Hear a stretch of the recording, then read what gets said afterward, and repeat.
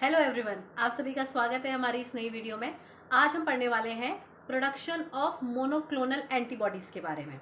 Monoclonal antibodies को हम short में मैप्स भी कहते हैं। तो थोड़ा सा हम मैप्स के बारे में सीखेंगे।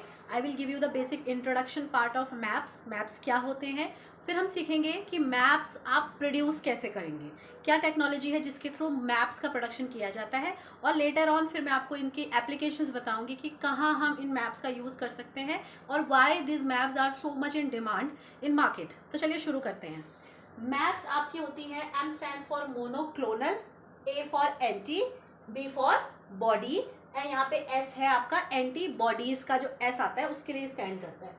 सो मैप्स का मतलब है monoclonal antibodies. Now antibodies, as you all know, antibodies हमारी बॉडी के अंदर पाए जाने वाले वो सिपाही होते हैं जो किसी भी फॉरेन पार्टिकल के एंटर होने पर स्टिमुलेट होते हैं और एक रिस्पॉन्स प्रोड्यूस करते हैं जिसे हम इम्यून रिस्पॉन्स कहते हैं। दैट मीन्स एंटीबॉडीज हमारी बॉडी के लिए बहुत इंपॉर्टेंट है, सो दैट कभी भी कोई भी फॉरेन पार्टिकल हमारी बॉडी के अंदर आए तो सोल्जर्स, दैट मीन्स एंटीबॉडीज, उसको उसके साथ फाइट करके हमारी बॉडी को डिफेंस प्रोवाइड करते हैं।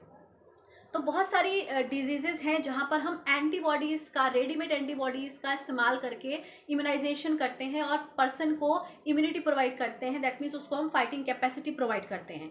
तो मोनोक्लोनल एंटीबॉडीज़ क्या होती हैं, चलिए ये देखते हैं।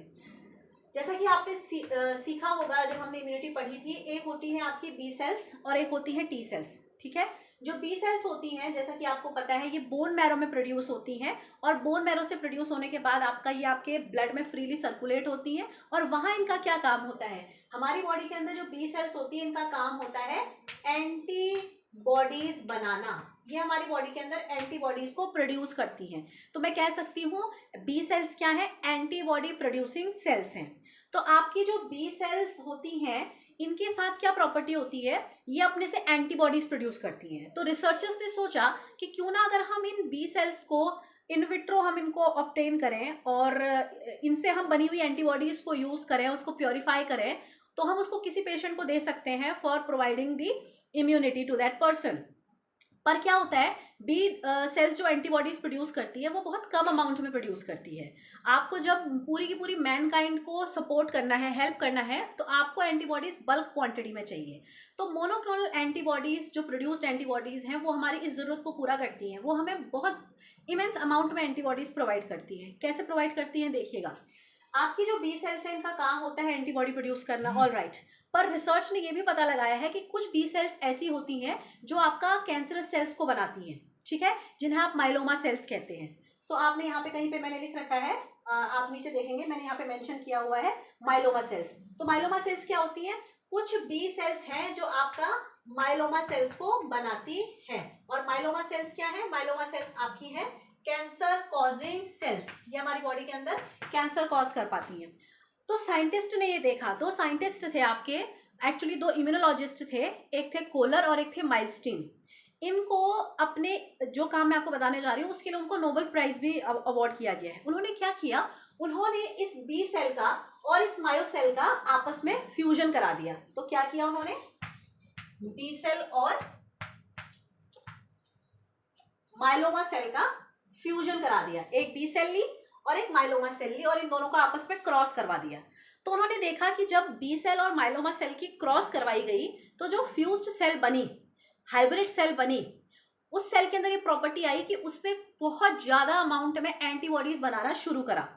यही नहीं, उसने तीन प्रॉफिट हमें जो एडवांटेजेस हैं वो उसने अपने शो करे। पहला एडवांटेज तो उसने शो करा कि उसने बहुत ज्यादा अमाउंट में एंटीबॉडीज बनानी शुरू करी। दूसरा, उसने जो भी एंटीबॉडीज बनाई वो आपका आइडेंटिकल थी, सब एक जैसी थी। तीसरी, उन सभी एंटीबॉडीज के अंदर स्पेसिफिसिटी थी, वो अपने काम के मामले में स्पेसिफिक थी, एक स्पेसिफिक एंटीजन के अगेंस्ट वो फाइट करती थी और आपका स्पेसिफिसिटी अपने काम में शो करती थी। तो ये जब हुआ कि एक बी सेल एक माइलोमा सेल के साथ फ्यूज करके एक हाइब्रिड सेल बना रही है और उस सेल का जो एंटीबॉडी प्रोडक्शन रेट है वो कई गुना ज्यादा है। अनफॉर्चुनेटली अगर आप एक नॉर्मल बी सेल को देखेंगे तो नॉर्मल बी सेल जो होती है वो बहुत एक सर्टेन टाइम पर ही आपका रेप्लिकेट कर पाती है, वो इतनी ज़्यादा एंटीबॉडीज नहीं बना पाती है। पर हमें जब कमर्शलाइजेशन करना है, जब हमें पूरे वर्ल्ड वाइड मैनकाइंड को हेल्प करना है by providing antibodies, so we need that antibodies in a bulk amount and it should be very safe and effective. So आपकी जो मैंने आपको एक टेक्नोलॉजी बताई जिसमें आप एक बी सेल को एक माइलोमा सेल के साथ फ्यूज कर रहे हैं और एक हाइब्रिड बन रहा है, इस टेक्नोलॉजी का नाम रखा गया हाइब्रिडोमा टेक्नोलॉजी।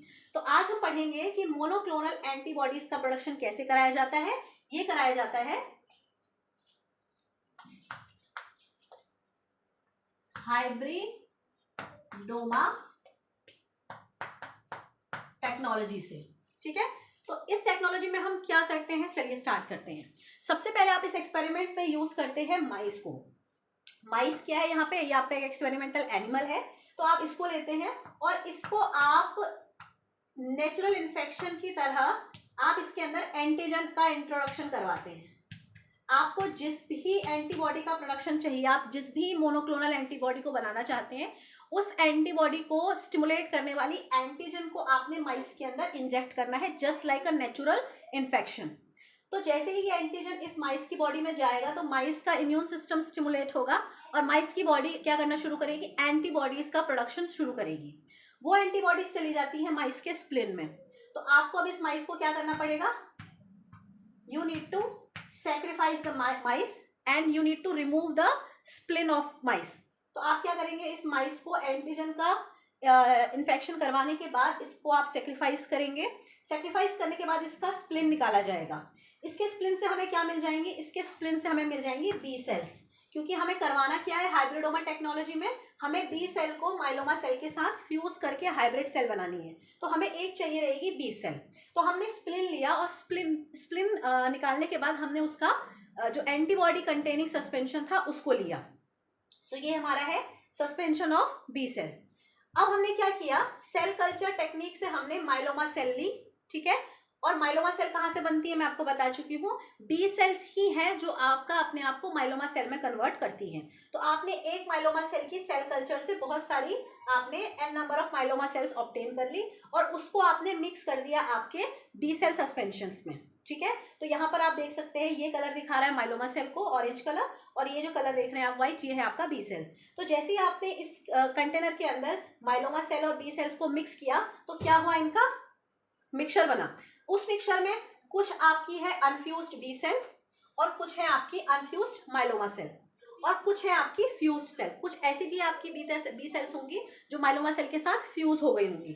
तो ये दिखा रखा है मैंने आपको डार्क सर्कल से, आप देख सकते हैं ये हमारी फ्यूज्ड सेल है, या इसे कह सकते हैं हाइब्रिड सेल, या इसे आप हाइब्रिडोमा सेल भी कह सकते हैं। और इसी के अंदर प्रॉपर्टी है एंटीबॉडी प्रोड्यूस करने की। तो आपने इसमें से इनको आइसोलेट कर लिया, फ्यूज्ड सेल्स को सिर्फ और सिर्फ क्या आइसोलेट किया आपने, आप देख सकते हैं आपने फ्यूज्ड सेल्स को आइसोलेट कर लिया। अब ये फ्यूज्ड सेल्स क्या करेंगी, आपको पता है ये अपने सरफेस पर अब एंटीबॉडी का प्रोडक्शन स्टार्ट कर देंगी। ये जो एंटीबॉडीज तैयार होंगी ये आपका जो ह्यूमन नेचुरल एंटीबॉडीज होती हैं उनसे काफ़ी आइडेंटिकल होती हैं। प्लस इनके साथ प्लस पॉइंट ये है कि ये बहुत ज़्यादा अमाउंट में प्रोड्यूस होती हैं। तो अब आप इनका क्या करेंगे, आपने इस तरीके से मोनोक्लोनल एंटीबॉडीज़ को प्रिपेयर कर लिया। फर्दर आप इसका प्योरिफिकेशन करेंगे, उसकी आप स्टेराइल कंडीशन में पैकेजिंग करेंगे and then monoclonal antibodies are ready for marketing and for human consumption. ये बात समझ में आ गई। अब यहाँ पर एक टर्म आता है, एंटीबॉडी से पहले यहाँ पे मोनोक्लोनल वर्ड यूज़ किया गया है। मोनोक्लोनल क्यों कहा गया है, क्लोन का मतलब आपको पता होता है कॉपी, आइडेंटिकल कॉपी। मोनो का मतलब है सिंगल। यहाँ पर आप एक सिंगल हाइब्रिडोमा सेल लेते हैं। ठीक है, आपकी एक सिंगल फ्यूज सेल है, उसका आपने कल्चर कराया, आपको बहुत सारी फ्यूज सेल मिली। तो आपकी जो एंटीबॉडी प्रोड्यूस हो रही है वो एक क्लोन से आपका तैयार होती है। एक ही आपका एंटीबॉडी है, एक ही आपकी हाइब्रिड सेल है जो इतने सारे एंटीबॉडीज को प्रोड्यूस करती है। तो इससे तैयार एंटीबॉडीज को कहा जाता है मोनोक्लोनल एंटीबॉडी।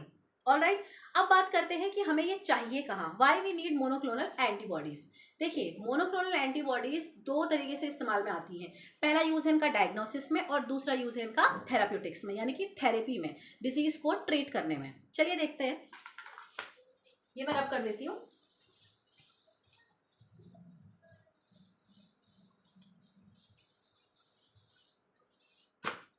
चलिए अब हम देखते हैं एप्लीकेशन ऑफ मैप। तो जब हम एप्लीकेशन ऑफ मैप देखते हैं तो मैंने आपको बताया इसमें आप इसको दो तरीके से यूज कर सकते हैं। एक आप इसको यूज कर सकते हैं डायग्नोसिस में, ठीक है, और दूसरा आप डायग्नोस्टिक जो किट होती है उसमें आप इसको एज अ टूल यूज कर सकते हैं मैप्स को। ठीक है, और दूसरा मैंने आपको बताया इन थेराप्यूटिक्स, थेराप्यूटिक्स का मतलब है यहाँ पर आप इसको किसी डिजीज के ट्रीटमेंट में यूज कर सकते हैं।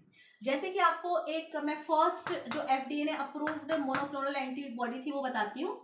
फर्स्ट अप्रूव्ड मैब इज ओमैलीजुमैब।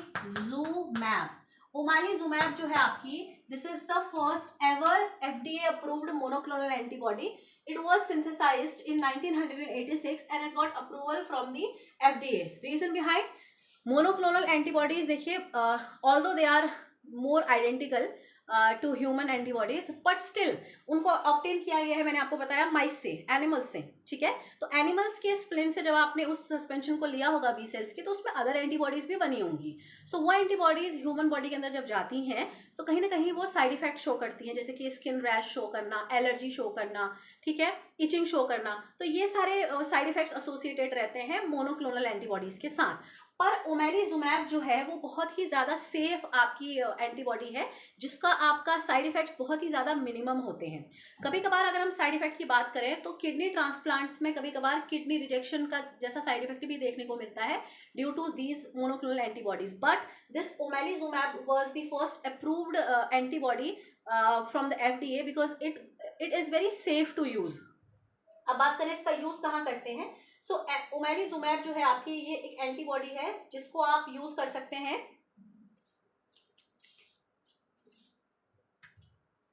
मैं यहां इसका यूज लिख देती हूँ। इसका इस्तेमाल किया जाता है आपका जो किडनी ट्रांसप्लांट्स होते हैं, किडनी ट्रांसप्लांट्स में अक्सर देखा जाता है कि रेसिपिएंट की बॉडी जो है वो किडनी को रिजेक्ट करने लग जाती है, तो ओमैलीजुमैब को यूज करते हैं to minimize the rejection in kidney transplants, वहां पर इसका इस्तेमाल किया जाता है। तो ये क्या हो गया इसका, ये इसका थेराप्यूटिक यूज हो गया, ठीक है। इसके अलावा और भी कई सारी आपकी एंटीबॉडीज मार्केटेड में हैं अभी, और बहुत सारी कई ऐसी एंटीबॉडीज हैं जो आपका अभी क्लिनिकल ट्रायल्स के अलग अलग फेजेस में चल रही हैं। बात करें डायग्नोस्टिक किट में कैसे इसका यूज किया जाता है, तो आपने देखा होगा जो हमारी प्रेगनेंसी किट है,